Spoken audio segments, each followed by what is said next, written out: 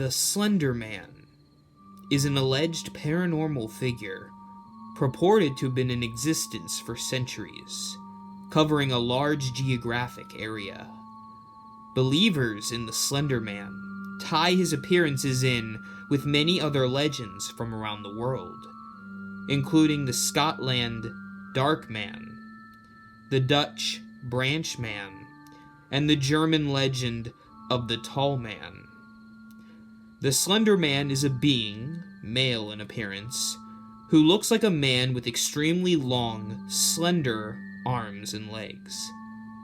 He also appears to have 4 to 8 long black tentacles that protrude from his back, though different photographs and enthusiasts disagree on this fact, and therefore it is theorized that he can contract these tentacles at will. He is described as wearing a black suit, strikingly similar to the visions of the notorious Men in Black, and as the name suggests, appears very thin and is able to stretch his limbs and torso to inhuman lengths in order to induce fear and ensnare his prey. Once his arms are outstretched, his victims are put into something of a hypnotized state, where they are utterly helpless to stop themselves from walking right into them.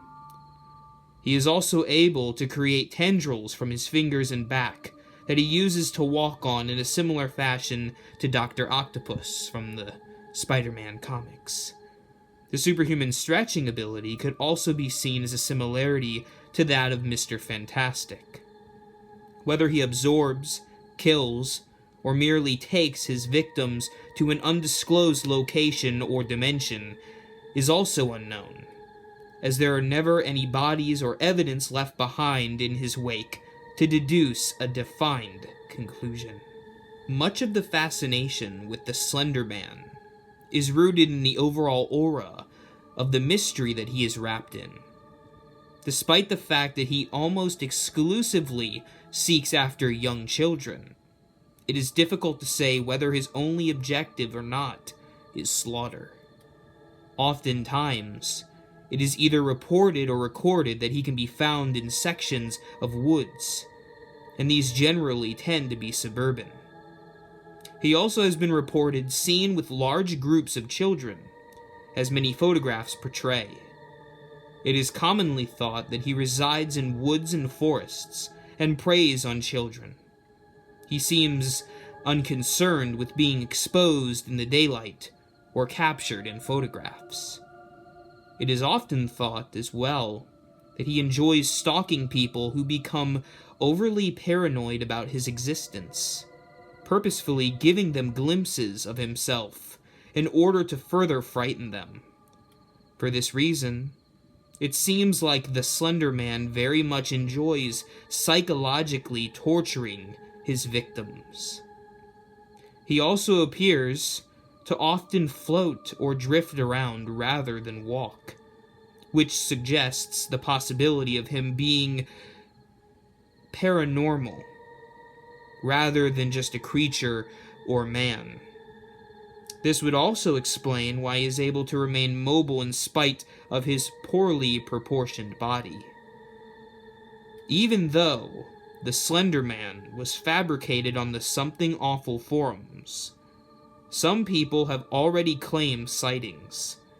He is seen mostly at night, peering into open windows, and walks out in front of lone motorists on secluded roads. His main intentions appear to be kidnapping children, as when he is seen near them in photographs, they usually disappear shortly afterwards. The Slender Man has also inspired many stories, such as those of marble hornets. In the end, though, his purpose remains unknown.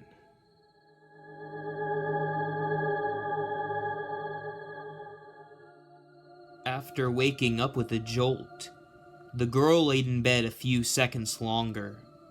Reaching over to the switch on her bedside lamp, she tried to remember exactly what had stolen her sweet slumber away.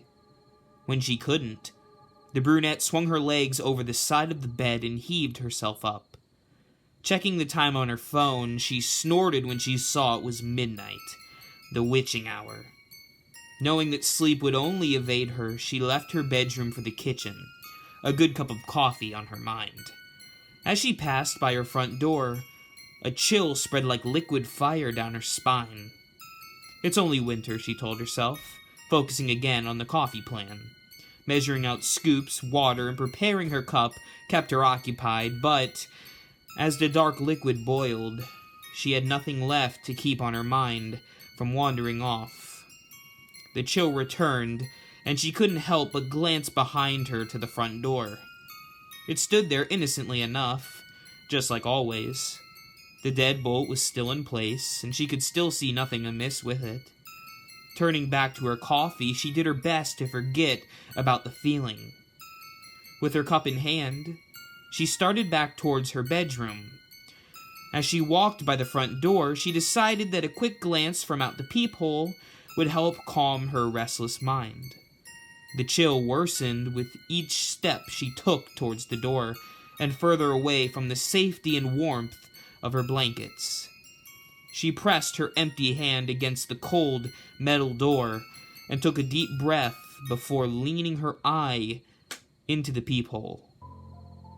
At first, she could only see an inky blackness, and somehow it seemed to swirl in and of itself. When she blinked in surprise, the void melted away. She wished it hadn't. In its place, there stood what she could only guess was a man. The limbs were long and inhumanly awkward, with bulky joints branching off into several arms, not unlike the branches of a tree. The creature was draped in a black suit, somehow making the thing more nightmarish to her. The icing on the proverbial cake, however, was what passed as the hellish thing's face. It was as though her mind blurred the ghastly vision to spare itself further shock and horror. She shoved herself away from the door with the hand still pressed against it. The scalding mug of coffee fell, the liquid burning her bare legs as she fell backwards and tried to crawl away from the door. She knew, somehow, that her mind hadn't been playing tricks on her. As she crab-walked away from the door, she watched as tendrils black as a void wrap around through the cracks of the door. The girl was trapped between the instinct to flee and the gut feeling to not turn her back on the door. When the door jolted, the urge to flee overcame her, and she slipped in the burning liquid as she tried to run to her room. She knew deep down that she was trapping herself in a corner, but she had to get away from the door. The girl was halfway down the hallway when she heard the previously locked door creak open. She screamed and slipped into a wall, cracking her chin on it, stunning her. After that, there was only blackness. "Nicole?" A warm male voice snapped the woman out of her trance. As she turned around, she was met by one of her sister's doctors. She nodded, not sure if she should say anything, or if she could find anything to say. That morning, she had received an urgent phone call from the hospital, saying that her sister Lindsay was there. Before they had even let her see her, the doctors had pulled her off to the side and insisted that they talk to her about what might have happened.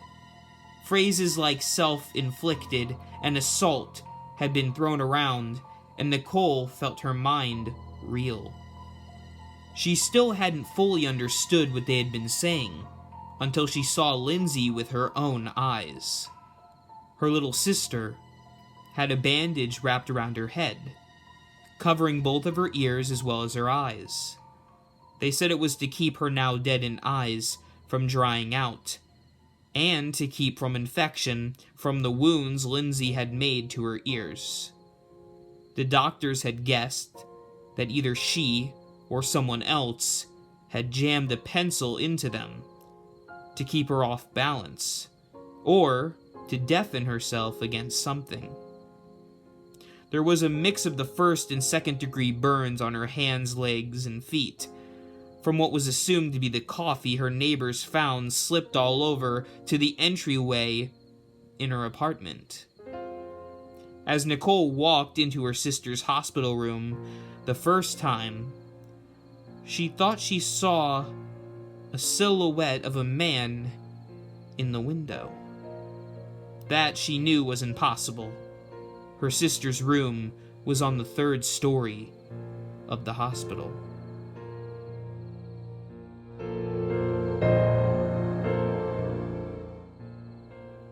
There are woodcuts dating back to the 16th century in Germany, featuring a tall, disfigured man with only white spheres where his eyes should be. They called him Der Grobmann, the tall man. He was a fairy who lived in the Black Forest. Bad children who crept into the woods at night would be chased by the Slender Man, and he wouldn't leave them alone until he caught them, or until the child told their parents what he or she had done. Even then, there is this chilling account from an old journal, dating around 1702. The words are translated from German, so some of them may be inaccurate. My child, my Lars, he is gone. Taken from his bed. The only thing that we found was a scrap of black clothing. It feels like cotton, but it is softer, thicker. Lars came into my bedroom yesterday screaming at the top of his lungs that the angel is outside. I asked him what he was talking about, and he told me some nonsense fairy story about Der Grobmann. He said he went into the groves by our village and found one of my cows dead, hanging from a tree. I thought nothing of it at first, but now he is gone. We must find Lars, and my family must leave before we are killed. I am sorry, my son. I should have listened. May I be forgiven. There is more evidence of the Slender Man, but this is one of the oldest translatable accounts. As stated previously, the Slender Man seems infatuated with those who seem to peer into his existence, are intrigued by the possibility of the Slender Man. That being said, if you have made it to the end of this video, there is a high chance that the Slender Man may become infatuated with you. Be careful when checking out your windows late at night. Looking across the skyline, looking into the trees, looking into the woods. Chances are it's probably nothing if you see a silhouette or a dark shadow. Probably.